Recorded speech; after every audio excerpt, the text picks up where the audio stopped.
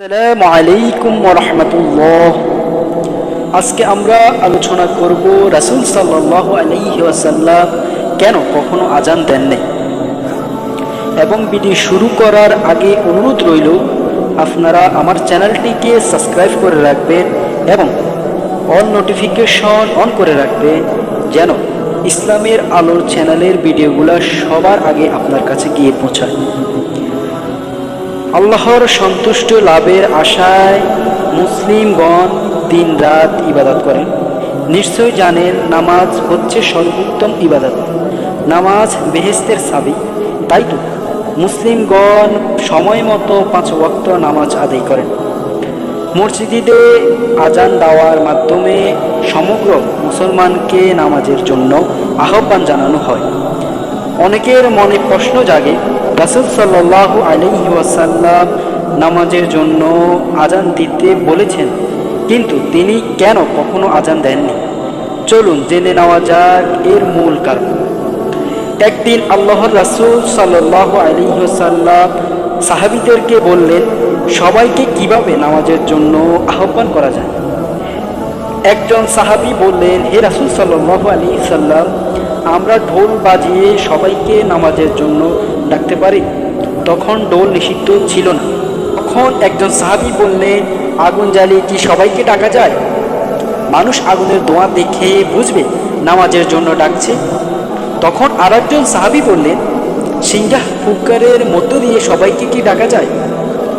তখন আল্লাহর রাসূল সাল্লাল্লাহু আলাইহি সাল্লাম এর কারো পরামর্শই পছন্দ হলো না।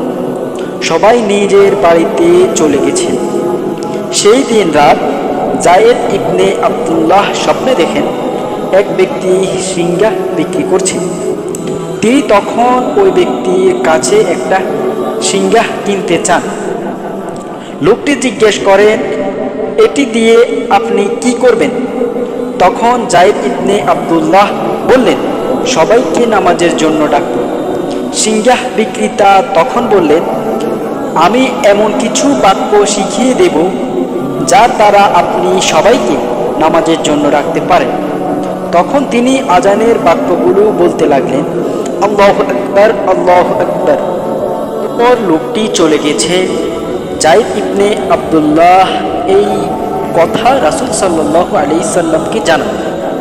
রাসূল সাল্লাল্লাহু আলাইহি সাল্লাম বলেন, বেল্লালকে ডাকো আর সবাইকে এই বাক্যগুলো দ্বারা আহ্বান করতে বলো।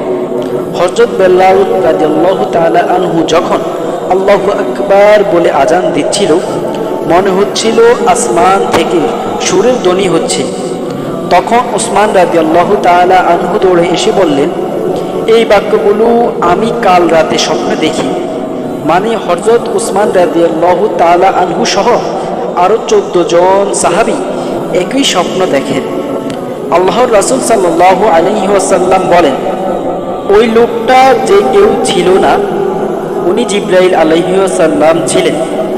এই বাক্যগুলো আল্লাহ পাক আমাদেরকে শিখিয়ে দিয়েছেন সালাতের আহ্বান করার জন্য। আল্লাহর রাসূল সাল্লাল্লাহু আলাইহি ওয়াসাল্লাম কেন কখনো আজান দেননি? আল্লাহর রাসূল সাল্লাল্লাহু আলাইহি ওয়াসাল্লাম যখন কিছু করতে বলতেন আমাদের জন্য, তখন তা অত্যাবশ্যক হয়ে যায়।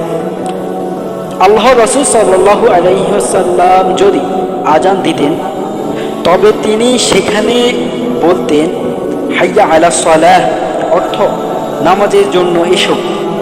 তখন যদি কেউ এই আহ্বান শুনে মসজিদে না গিয়ে ঘরে নামাজ আদায় করে, তবে সে কাবিরা গুনাহে লিপ্ত হবে। আবার আজানে বলা হয়, আশহাদু আন্না মুহাম্মাদুর রাসূলুল্লাহ, অর্থ আমি সাক্ষ্য দিচ্ছি যে মুহাম্মদ সাল্লাল্লাহু আলাইহি ওয়াসাল্লাম আল্লাহর রাসূল। এক্ষেত্রে উনি নিজেই নিজের সাক্ষ্য দিবেন কিভাবে? ওনার এই সাক্ষ্য দানে হয়তো অনেকেই ভাবত যে উনি হয়তো অন্য কোনো রাসূলের কথা বলছেন। রাসূল সাল্লাল্লাহু আলাইহি সাল্লাম নিজের উম্মতের কথা ভেবে আজান দেননি। আল্লাহ তাআলা মুসলিম উম্মাহকে সঠিক সময়ে 5 ওয়াক্ত নামাজ পড়ার তৌফিক দান করুক এবং হাদিসের উপরও আমল করার তৌফিক দান করুক। আপনাদের কাছে যদি ইসলামের আলোর চ্যানেলটির ভিডিওটা ভালো লেগে থাকে তাহলে চ্যানেলটি সাবস্ক্রাইব করে দিবেন, অল নোটিফিকেশন অন করে দিবেন এবং একটি কমেন্ট করবেন, শেয়ার করবেন।